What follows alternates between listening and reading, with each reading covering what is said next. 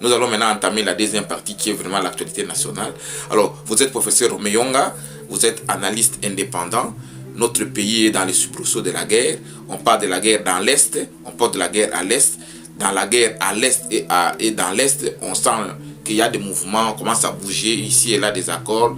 Les rebelles avec le gouvernement à Doha ont signé un communiqué conjoint qu'il faut mettre fin à la guerre. Et le Rwanda et le Congo, sous l'égide des États-Unis, sont aussi en train de marquer les pas pour que nous puissions marcher vers la paix. Et finalement, que le Congo retrouve son bon chemin et que les Congolais commencent à voir clair. Et vous pensez que ce sont des initiatives qu'il faut soutenir. Donc nous sommes en train de sortir de l'ornière en quelque sorte. Ce sont les premiers pas. Oui, j'ai rectifié tout de suite. Je n'aime pas trop qu'on parle de la guerre à l'Est, la guerre dans l'Est, mais parlons de la guerre au pays. Parce que chaque fois que nous parlons de la guerre dans l'Est du pays, ça donne l'impression comme cette guerre-là intéresse seulement. Non, c'est tous les pays qui est en guerre et nous devons nous comporter comme la guerre est vraiment à nos portées dans notre maison. Donc, il n'y a pas une partie du pays qui peut être à la guerre et que les autres, les restes des pays ne soient pas impliqués, n'aient pas des effets pervers. Voilà, il y a des initiatives, mais il y en a plusieurs. Et moi, je vous ai toujours dit, de toutes ces initiatives, ce n'est pas que je suis pessimiste. Du reste, pour des questions qui relèvent de la souveraineté de l'État, pour des questions qui relèvent de la survie des nations, je crois que les premiers acteurs, c'est le peuple congolais lui-même. Et je salue toutes ces initiatives. On a eu l'initiative, les processus de Luanda, le processus de Nairobi, le processus de Kinshasa, que nous saluons. L'acte social pour la paix est initié par les prêtres. Moi, je pense toutes ces initiatives-là sont bonnes, mais il me semble que la meilleure serait celle qui est pilotée par les Congolais eux-mêmes. Et nous avons l'avantage d'avoir les princes de l'Église, catholiques et protestantes, qui ont initié. Moi, je pense que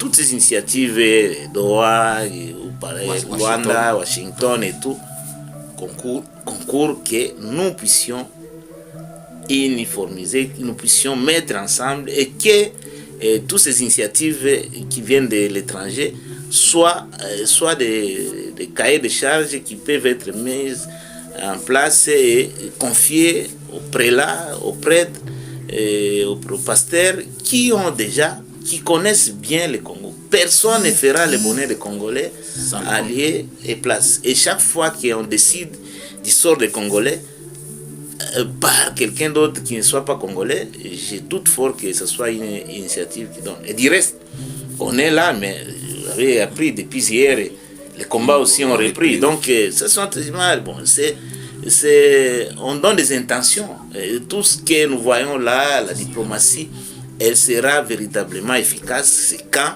l'intérieur, il y a d'abord, on arrive à avoir un consensus minimal en interne. Parce qu'aucune nation ne peut obtenir de l'extérieur ce qui ne sait pas se donner de l'intérieur.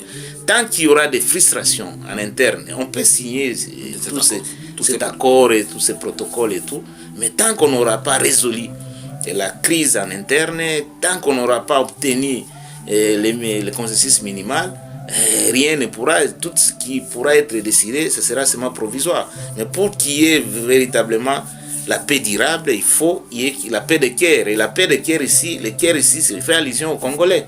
Parce qu'on peut réussir à avoir l'accord avec ceux qui nous agressent, les Rwandais, pour ne pas les citer. Mais tant qu'on n'aura pas résolu toutes les frustrations en interne, ça va toujours rebondir parce que le Rwanda, lui, toujours joue à son jeu pour faire montrer que la crise est interne parce que ces supplétifs M23 et autres sont là et il y a des Congolais dedans et ils vont toujours dire que non, c'est une guerre qui est des Congolais entre eux. Et là, pour lever ce prétexte du Rwanda, il faut créer en interne que les Congolais se parlent, que les Congolais aient un consensus minimal et ça, les personnes qualifiées pour les réaliser, ce sont parce que c'est là où nous nous confions. Pour pouvoir opposition, société savante à laquelle j'appartiens, nous tous au moins, dimanche, nous sommes toujours sous le leadership ou le mentorship de ces princes de l'église. Donc, ce sont les gens qui jouissent d'une certaine crédibilité et le rôle des médiateurs leur va. Et je pense qu'il est temps qu'on se ressaisisse et qu'on comprenne que la crise congolaise, il faut une solution congolo-congolaise. Donc, pour vous, tout ça, ce sont des tentatives, mais ça doit être centralisé par les Congolais, même si l'Union africaine vient de nommer un nouveau représentant qui devrait coordonner les négociations, le président togolais. Donc pour vous, il doit travailler avec l'église, il doit travailler avec les acteurs congolais. En fait, il doit travailler avec les acteurs congolais, avec tout ce que l'église a déjà fait. Ce sont déjà des balises importantes pour que nous arrivions à une solution de paix. Naturellement, parce que la crise, elle n'est pas africaine, elle est congolaise. Donc la solution doit être aussi congolaise. On peut avoir toutes ces initiatives des Américains, Union africaine, SADC, tout ce qui est langue, toutes ces initiatives, elles sont à saluer.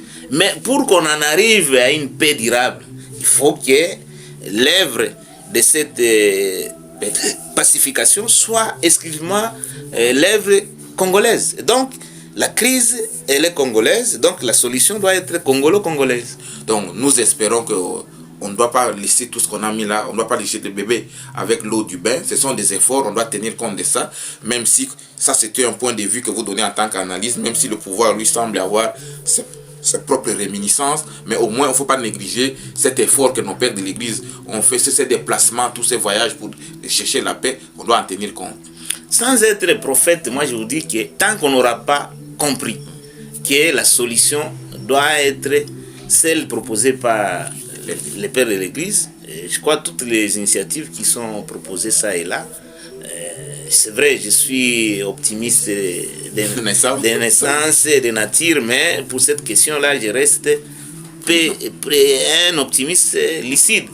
Parce que, comme encore une fois, comme je l'ai dit tantôt, aucune solution étrangère ne pourra résoudre définitivement et durablement la crise congolaise. Donc, on peut avoir déjà tout ce qui vient de l'étranger doit être considéré comme supplétif.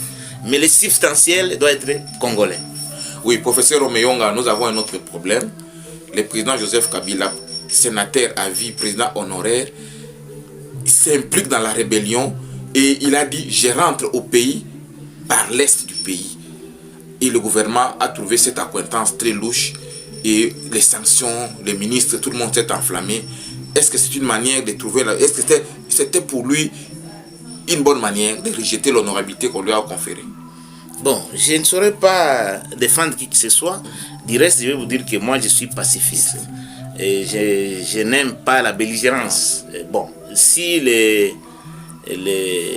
président honoraire a choisi la voie de la belligérance, je ne peux pas être avec lui. Mais si tel est le cas, les sanctions doivent résulter des textes qui régissent, parce qu'il faut qu'il y ait la légalité de ces sanctions. Est-ce que la procédure a été respectée? Est-ce que la sanction doit être une sanction qui émane des politiques ou qui émane des cours et tribunaux? C'est à ce niveau-là, parce que, comme on dit en droit, la forme tient le fond. Quand la procédure est biaisée, ça risque de discréditer la sanction qui est prise. Si c'est là, il y a la légalité, la légitimité de la sanction, au regard du code pénal, il n'y a pas de problème. Mais si on a vicié cette procédure, c'est là où ça peut discréditer les initiateurs, parce que la compétence est de l'attribution. Est-ce que celui qui a initié la sanction était compétent? Et du reste, il semble qu'il est juriste. Donc, s'il a pris cette décision, et est-ce qu'il a pris, même s'il n'est pas juriste, je crois qu'il a un conseil juridique, je crois, quand on est ministre de la Justice. On doit avoir... Est-ce qu'on a pris des sanctions, ou on a seulement demandé que soient ouvertes des poursuites contre cet acte d'affront à la nation? Ah, si tel est le cas, donc on n'est pas encore à la sanction. On n'est parce pas que encore à la sanction. celle qui est... Mais au moins, j'ai vu il y a des mesures comme quoi... non, là, c'est bien, non. Les biens, là, c'est bien. Ça, c'est les... Oui, c'est parce que ça ne peut pas se faire là. Ce serait de la... Oui, de l'amalgame. Et puis, ça, nous sommes... Nous aspirons à un état de droit, donc dans un état de droit, tout le monde doit être sous l'autorité de la loi. Donc on ne peut pas faire l'abus du pouvoir, on ne peut pas aller au-delà de ce qui prescrit la loi quant à sa compétence et à son étendue de pouvoir. Oui, professeur Omeyonga, aussi en formation dans le monde du droit, parce que vous avez déjà fait votre licence en droit, est-ce que être sénateur à vie pour un président honoré, ça ne suffit pas? Est-ce que c'est remettre cette loi qui accorde cette dignité-là aux anciens dignitaires? Est-ce que c'est une manière de remettre ça en cause? Parce que vous affrontez la République, vous dites, moi je rentre par la rébellion. En disant que je rentre à l'Est, ça signifie que je ne fais pas des institutions en place. Est-ce qu'il y a quelque chose, qu'il y a quelque part une sorte de règlement des comptes?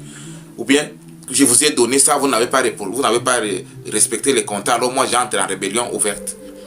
Non, moi je dis tout ça est réglé par... C'est pourquoi on parle même de la justice. Tout ça est réglé par des textes. Qui disent les textes à propos? Donc tout le monde, qu'on soit président de la République, premier ministre, ministre ou sénateur à vie, et nous tous, d'abord nous sommes citoyens et nous sommes sous l'autorité de la loi. Donc il faut faire parler la loi, il faut faire respecter la procédure à la matière. Donc personne ne peut être au-dessus de la loi. Donc tout ce que nous demandons, parce que nous aspirons à un état de droit, donc nous devons tout faire pour que la loi s'applique dans toute sa rigueur et que personne ne soit au-dessus de la loi et que personne n'en abuse des pouvoirs qui lui sont reconnus par la loi ou la Constitution. C'est à ce point-là. Se mettre au-dessus de la loi. Non, c'est ce que nous ne voulons pas. Il faut que la procédure soit bien respectée et l'application des textes, des droits, des textes juridiques soit conforme